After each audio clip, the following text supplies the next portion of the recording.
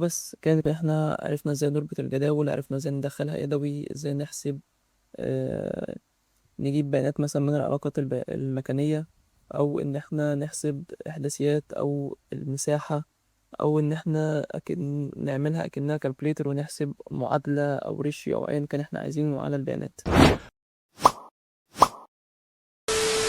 بعد ما نكون عرفنا ان احنا ازاي نرسم الطبقة سواء بشيب فايل او بجي داتابيز، تمام كده، وعرفنا ازاي نعمل توبولوجي على الجي داتابيز، وقلنا طبعا الفرق ما بين الاتنين بين الجي داتابيز والشيب فايل، تمام كده، وقلنا ان التوبولوجي ده عشان نصحح بيه الطبقات والعلاقات بين الطبقة والتانية عشان نتأكد ان الرسم مظبوط 100%. تمام كده، فهنيجي بقى لأهم حاجة دلوقتي، اللي هو احنا ازاي ندخل بيانات في الطبقة دي. تمام كده، طبعا هو اساس الرسم اصلا، يعني انا برسم عشان اعرف ان انا ادخل بيانات جوه الطبقه، بعد كده اعرف ان انا اعمل التحليلات عليها كلها. تمام، فهنطلع كده ايه، في عندنا كذا حاجه للبيانات. تمام، في ان انا ادخلها يدوي، في ان انا اخليها تحسب تلقائي، في ان انا لو عندي شيت اكسل مثلا بره ان انا اعمل له ربط مع الطبقه. تمام كده، فهنبدا واحده واحده. اول حاجه نيجي على الشياخه مثلا، وهدوس كليك يمين، بعد كده افتح الاتريبيوت تيبل. تمام، دي البيانات اللي انا مخزنها جوه الطبقة عندي، الاسم بتاعها وعدد الذكور وعدد الإناث والتوتال بتاع السكان.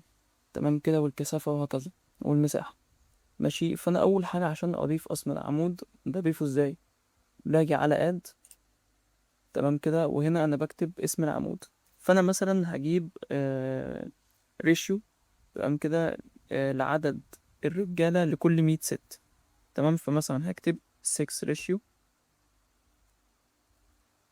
تمام كده، وهنا ده الداتا تايب، وطبعا ده مهم جدا ان احنا هنختاره، سواء انا بدخل الداتا اللي انا عايزها دي هتكون تكست هي نصي ولا رقمي، ولو رقم ده الارقام دي هتكون صحيحة ولا عشرية، ولا مثلا بدخل ديت وايا كان. تمام كده، فممكن يكون في كسور في الارقام فاخليها دبل. تمام، وطبعا الكلام ده بيفرق في المساحة، في مساحة الملفات دي، في السرعة بتاعتها، في الكلام ده كله. تمام، فلازم برضه ناخد بالنا ان هو ايه، نكون عارفين كل حاجة ليه استخداماتها، وممكن نبدلها بايه وايه الافضل عشان المساحة وعشان ما يكونش تقيل. وهنيجي للهايلايت هنا، ده عشان اخلي العمود ده يكون عليه هايلايت منه مميز عن باقي الاعمدة. تمام كده، وبعد كده بدوس سيف. كده خلاص انا عملت العمود بتاعي اهو، اسمه 6 ريشيو. تمام كده، طبعا عشان اعمل عليه اي عملية حسابية اتاكد من الاول ان انا اعمل كلير سيلكشن من فوق هنا كده. دي لو منورة، يعني انا لو عملت سيلكت مثلا على اي حاجة هنا كده. تمام، لازم اخد السلكت واعمل مثلا سلكت على اي حاجه هي بتنور هنا كده. تمام، فلازم اتاكد ان اعمل كلير الاول لاي سلكشن عندي. تمام كده، بس هنيجي بقى في كذا حاجه. انا باجي على العمود اللي انا عملت ده كليك يمين. تمام، اول حاجه صوره ascending والdescending، ده اللي هو ترتيب التنازلي والتصاعدي، ده عشان لو في ارقام او كده ان انا عايز ارتبها. تمام، والهايد فيلد ده بيخفي الفيلد بتاعي. تمام، الفريز والانفريز هقول لكم استخدامه ايه بالظبط، بس ده يعني زي بيجمد العمود ده على جنب، مهما اتحرك يمين وشمال هو بيفضل معايا. هنعملها بس ايه شوية. تمام كده، هنيجي بقى لأهم حاجة، الكالكوليت فيلد والكالكوليت جيومتري. الكالكوليت فيلد ده أكنها آلة حاسبة، أنا بعمل أي معادلة أنا عايزها، حاجة في حاجة مثلا، أو عايز أجيب عدد حاجة معينة مثلا، فأقول له احسب لي عدد الحاجات دي المدارس مثلا، فيعدها ويقول لي أنت عندك 26 مدرسة. تمام، أو حاجة في حاجة أو حاجة على حاجة أكنها آلة حاسبة. لكن الكالكوليت جيومتري أنا بحسب حاجة مثلا ليها علاقة مكانية. تمام، وهنفهم الكلام ده أكتر قدام.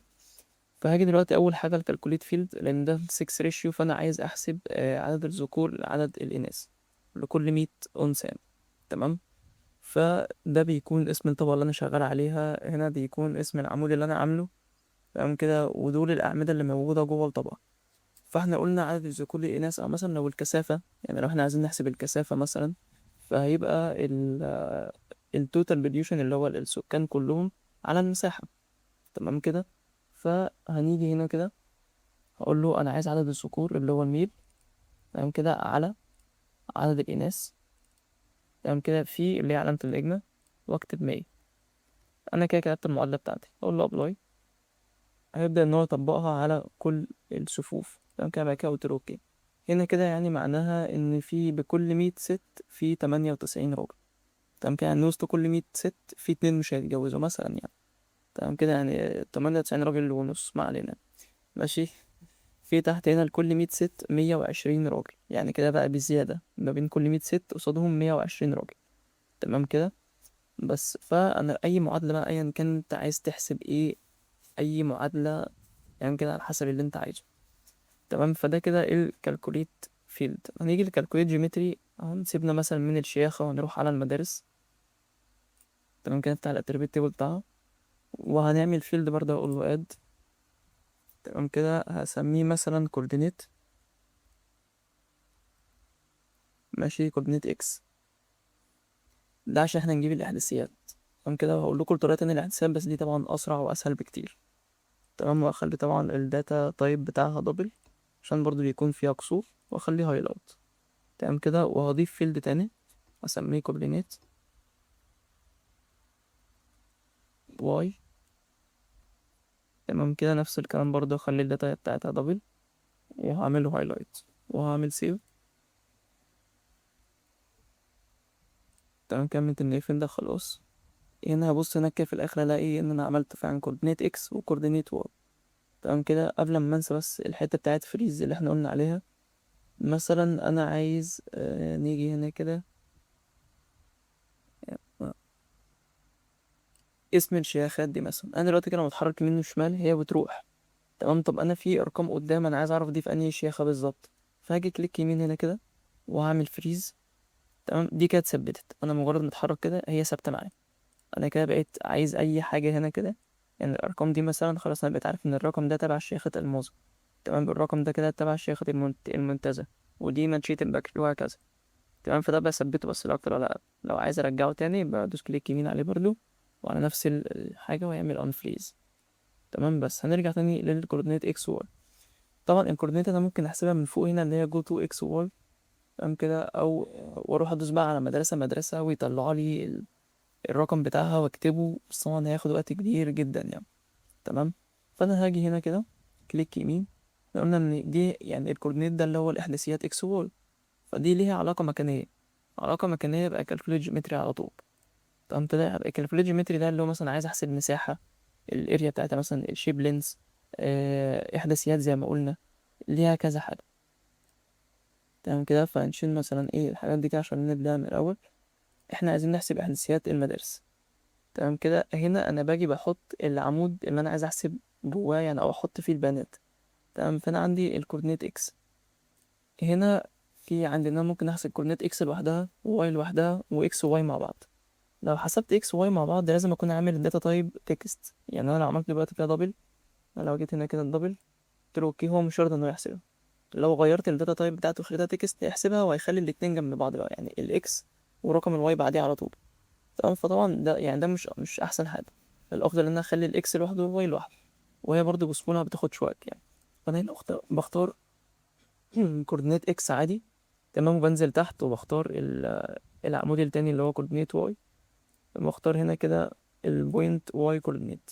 تمام. فانا كده بقول له ان هو في العمود اللي هو كوردينيت اكس احسب لي الكوردينيت بتاعت الاكس، وفي الواي حط لي ايه كوردينيت واي. تمام كده. وانا طبعا بختار الكوردينيت بتاعتي اللي هو اللي انا مستخدمه اللي هو ده الجي اس 84 في اليو تي ام زون 36. طبعا ده بيكون على حسب المنطقة. انت عشان تسهل على نفسك الطبقات دي بتكون ليها اسقاط كده كده. تمام. ما دام انا فاتح الطبقات عندي فانا مجرد ما اعمل هنا كده واختار الطبقة بتاعتي هو بيختار لي الكوردينيت بتاعها تلقائي اللي هو يو تي ام زون 36. تمام كده دبليو جي اس بياخد الكوردينيت بتاعت الطبقة بالظبط. تمام. طبعا ده الافضل يعني. واقول له اوكي. كده هيكون حسب لي كوردينيت الاكس. انا جبت الاكس والواي لكل مدرسة بصورة. طبعا هم 26 مدرسة بس اللي عندي، بس ايا كان بقى المدارس اللي موجودة قد ايه. فانا هبقى جبت الاكس والواي حرفيا في ثانية. تمام كده كده احنا قلنا ازاي نعمل اد فيلد، ازاي نعمل كالكوليت عليها. تمام كده سواء الكالكوليت فيلد او الكالكوليت جيومتري. تمام. فده كده يعتبر كان اهم الحاجات اللي احنا بنعملها في البيانات. تمام كده. طبعا احنا اتفقنا ان ممكن نحسب الاريا بتاعتها برضو. مثلا هنجيب بقى الاريا فاحنا لازم تكون حاجة على بوليجون. المباني مثلا الاتريبيوت تيبل، وهعمل اد وهسميه مثلا اريا. تمام كده، واخليها دبل برضو عشان لو في كسور، واعملها هايلايت واعمل سيف. طبعا لازم اعمل سيف ده كده كده يعني. تمام، هرجع للبيلدينج تاني، هلاقي فعلا الاريا موجودة اهي. تمام، هدوس كليك يمين عليها، كالكوليت جيومتري. خلاص، هو هنا كده حاطط العمود اللي انا هشتغل عليه، وده اسم الطبقة. هنا بقى انا محتاج احسب الاريا. تمام كده، النمبر بتاعت الفيرتكس، الكيرف، ايا كان انا عايز احسب ايه هو يحسبه لي. اقل احداثي في البوليجون ده واعلى احداثي في حاجات كتير نقدر ان احنا نحسبها. فمثلا انا هختار الاريا، وزي ما اتفقنا هنا هنحط الاول الاريا يونت مثلا، فانا عايزه الكيلومتر سكوير مثلا، اللي هي كيلومتر مربع. تمام كده، والاحداثيات طبعا هنختارها من نفس نظام الاحداثيات بتاع بيلدينج. تمام كده، وتقريبا كل واحد يعني. وبعد كده هدوس اوكي. كده هو حسب لي الاريا بتاعت كل مبنى. تمام كده. بس طبعا الكلام ده انا بعمله على بيانات صغيرة دلوقتي، لكن ده قدام انت هتحتاجه عشان ممكن يكون حرفيا في ألوفات في الجدول بيانات. فاللي هو انت بتحسب لكل حاجة الحساب اللي انت عايزه يكون بسهولة وبسرعة، سواء زي ما قلنا اللي هو ليها علاقة مكانية أو أكنها آلة حاسبة، انت بتحسب معادلة أو ريشيو، حاجة في حاجة أو حاجة على حاجة أو أيا كان. تمام كده. ده كده حتة إنك تدخل البيانات يدوي. تمام كده. في بقى إن احنا لو معانا شيت اكسل مثلا بره، واحنا عايزين ندخل، فاحنا مش هاخدها كوبي مثلا وافضل اعمل بقى عمود عمود، او ان انا انقله كتابة. اكيد لا طبعا. تمام كده، هنيجي ان احنا عايزين مثلا ندخل شيت اكسل. فهاجي على الشياخة مثلا وليكن، كليك يمين، هنيجي هنا عند join and relate. هنا في عندي 3 حاجات، في add special join، وفي add join، و add relate. add relate دي لو حاجة فيها علاقة، مثلا انا عندي وليكن مثلا ايه، الشياخة مثلا فيها كذا مدرسة، انا كده بقى في كذا مدرسة هتاخد اسم الشياخة واحدة بس. تمام، فده كده بقت علاقة one to many. تمام كده، فانا بختار ريليت، لان انا هنا لو خدنا الريليت هنا هلاقي ان انا بختار العلاقات. تمام كده، فانا هخليها مثلا one to many. تمام كده، وهعمل المدارس ده مثلا، ده في حالة المدارس يعني، بس عشان انا كده كده هعملها قبل كده يعني في المدارس. تمام، بس فده في حالة المدارس انا بختار اللي هو one to many، وبختار هنا كده بيقول ده اسم الطبقة اللي هي الشياخة. وهنا كده هحط الانبوت ريليت فيلد، ده اللي هو العمود اللي انا هربط بيه. لازم يكون في عمود ربط. يعني ايه عمود ربط؟ انا هنا عندي في عمود الربط هيكون الاوبجكت اي دي. بمعنى بقى اللي هو اشمعنى الاوبجكت اي دي؟ بيكون عندي في الجدول، في جدول في الطبقة هنا. تمام، لازم يكون في عمود مثلا مترتب اللي هو 1 2 3 4 وهكذا. تمام كده، وقصاده في الشيت اكسل لازم يكون في عمود برضو مترتب 1 2 3، لان ده يعني هو هيطابق ده بده. تمام، عشان مثلا ما يحصلش ان البيانات تتربط غلط، او يجي بيان في شياخة تانية او مدرسة في شياخة تانية والدنيا تتلخبط. فلازم يكون عندي عمود في الارك هو نفس العمود في اكسل، ده اللي انا هربط بيه. تمام كده. وهنا الريليت تيبل ده الجدول اللي انا عايز اربط بيه. هنا كده هلاقيه لو انا فاتحه هنا. تمام كده، فممكن اجيبه من على الكمبيوتر بره عادي. تمام كده، هلاقيه على هنا هو مصر الجديدة، اكس ال اس، ده اللي هو اكسل. هو عنده في جواه شيت واحد يعني، لو كان في كذا شيت هيظهروا هنا، وانا اختار الشيت اللي انا عايزه، فاقول له اوكي، وابدا ان انا كده انا دخلت خلاص، وقال لي خلاص ان الفيلد اللي انا هربط بيه الاوبجكت اي دي برضو. تمام كده، ده اسم الريليت ولا علاقه. تمام كده، بس وابدا ان انا ادوس اوكي، ده هيعمل الريليت عادي. يبقى فتحنا الاتريبيوت تيبل. ماشي، كان ماشي، عشان طبعا العلاقه 1 تو ميني، ولا انا الشيت اللي بره ده اصلا المفروض 1 تو 1، يعني المفروض ان هو يتعمل جوين عادي. تمام كده، ما علينا، المهم هنرجع تاني. هنفتح كان في الجوين اند ريليت. تمام، وطبعا هعمل remove all relates. تمام كده، بس احنا فهمنا فكرة الريليت، احنا ممكن نبقى نعملها على المدارس يعني بعدين في اخر الفيديو او كده. بس المهم نشرح الباقي. عندي في الاد جوين ده اللي احنا قلنا ان انا اضيف بيانات عندي من شيت بره. تمام كده، زي ما اتفقنا ده الانبوت تيبل، ده اللي هو التيبل اللي انا عندي جوه الاوبجكت اي دي اللي احنا قلنا عليه، هو اللي هو 1 2 3 4. تمام كده، الانبوت فيلد هنخليه الاوبجكت اي دي، وهنا الجوين تيبل ده التيبل اللي احنا جبناه من بره نفتح التاني برضه. تمام كده، هقول له اوكي، والاوبجكت اي دي اللي انا هربط بيه. الاندكس ده بيخلي الربط اسرع شويه. هنا ممكن اعمل فاليديت قبل ما قبل ما ادوس اوكي، يعني ان انا اتحقق الاول ان الربط ده صح ولا لا. تمام كده، وفي الكيب اول تارجت ده اللي هو بيكون مثلا انا عندي بره في الشيت او في شيت اكسل كده كان عندي 4 بس، يعني 4 صفوف بس. تمام، طب نفترض ان أنا في شيت اكسل بره عندي مثلا 10 صفوف، فانا كده بقى في 6 صفوف ملهمش عندي هنا كده صفوف. تمام، فلو قلت له كيب اول تارجت هيسيبهم وهيخلي البيانات فيهم نل. تمام، نل يعني مفيش قيمة فاضية. لكن انا لو شلتها وانا عندي بره مثلا 10، هو هيدخل لي ال4 صفوف بس اللي هيحصل معاهم تطابق مش اكتر. تمام كده، فاقول له فاليديت اتاكد كده تمام، اقول له اوكي. هو كده عمل ربط اهو، ده البيانات اللي كانت عندي في شيت اكسل بره. تمام، هو عمل ربط بيها. ده في حالة ان انا بيكون عندي شيت بره وعايز اعمل ربط. تمام كده، بس ده كده كان ان احنا ازاي ندخل البيانات سواء يدوي، ازاي نحسب حاجة ليها علاقة مكانية. تمام كده، او ان احنا نربط ريليت او جوين لشيت اكسل عندي بقى. هنيجي لاخر حاجة اللي هي السبيشال جوين. تمام كده، الاول بس نعمل ريموف اول جوين. طبعا احنا الاول عشان نحفظ الجوين اللي احنا عملناه بنيجي على داتا هنا كده وبعمل اكسبورت فيتشر. تمام، انا بعمل اخراج للطبقه وبحطها في مكان عندي على الجهاز وبسميها اسمه وهكذا عشان احفظ الريليت بتاعها. تمام كده، اول جوين، لان انت لو عملت جوين وقفلت من غير ما تعمل سيف كده الجوين ده كده راح. تمام كده، فهنيجي على جوين اند ريليت تاني، وهنيجي للسبيشال جوين. تمام ماشي، خلينا على نفس الطبقه خلاص. هنا مثلا انا عندي طبقه الشياخه، واختار هنا الطبقة التانية اللي انا عايز، يعني دي علاقة مكانية. انا هنا بعمل ربط بين طبقتين موجودين. تمام كده، انا عندي الشياخة عايز ادخل فيها حاجات من السكول، فدي كده علاقة مكانية، دي طبقتين في بعض. تمام كده، فانا عايز اجيب بينهم علاقة اللي هما مثلا متقاطعين بعاد عن بعض مسافة معينة وهكذا. فانا هنا انا عايز اجيب الشياخ، انا عايز اجيب المدارس اللي جوه الشياخ.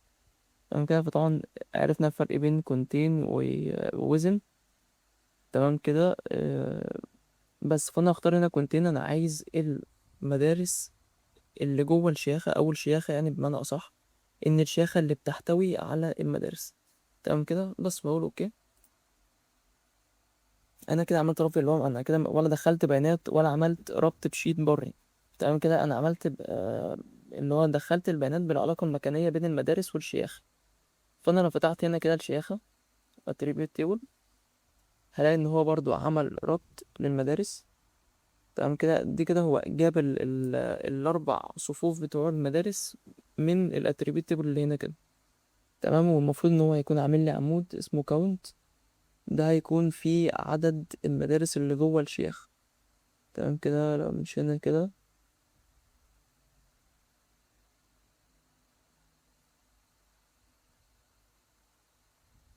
ده الأساسيات اللي انا كنت حاسبها برضو هناك، فهو جابها معاهم. تمام كده، كان المفروض بيكون فيه عمود اسمه كاونت، ده بيدي عدد المدارس اللي جوه الشيخ. تمام كده، كان راح فين؟ اهو جوين كاونت. تمام، ده كده في هنا 3 مدارس في الشيخة دي، وفي هنا 12 مدرسة، وهنا 7 وهنا 3. تمام كده، طبعا لو أنا عايز أعرف أنهي شيخة فهنيجي هنا كده نعمل فريز، وبعد كده هتحرك. كده عملت الأوبجكت أي دي، نيجي للشيخة هنا كده أعمل لها فريز.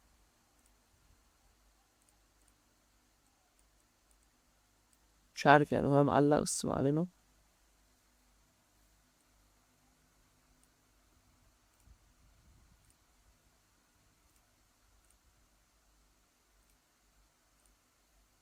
ماشي يعني ماشي، هو معلق بس ما علينا يعني.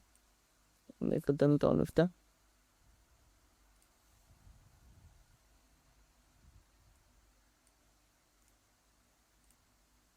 مش هو كان معلق بس مش اكتر.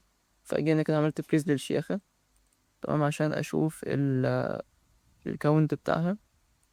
تمام، اهو كده شيخة البستان فيها 3 مدارس، شيخة الموظة فيها 12 مدرسة. احنا لو جينا حسبناهم طبعا هنلاقيهم ان هم 25 مدرسة.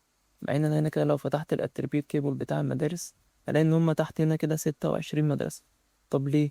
عشان انا اخترت العلاقة كونتين، يعني لازم تكون الشياخة تحتوي على المدارس. هنا في مدرسة بره الشياخة اصلا، فهو طبعا ما حسبهاش وما جابش البيانات بتاعتها. تمام كده، طبعا بنخلي بالنا احنا عايزين نعمل العلاقة دي ازاي، او كونتين مثلا، او ان نحسب كل المدارس او ايا كان. فناخد بالنا ان هو ان العلاقة دي انا عشان قايله اللي تحتوي على المدارس، فهو طبعا هيجيب المدارس اللي جوه الشيخة بس. تمام كده. وبس كان احنا عرفنا ازاي نربط الجداول، عرفنا ازاي ندخلها يدوي، ازاي نحسب، آه نجيب بيانات مثلا من العلاقات المكانية، او ان احنا نحسب احداثيات او المساحة، او ان احنا نعملها اكنها كالكوليتر ونحسب معادلة او ريشيو او ايا كان احنا عايزينه على البيانات. وبس كده.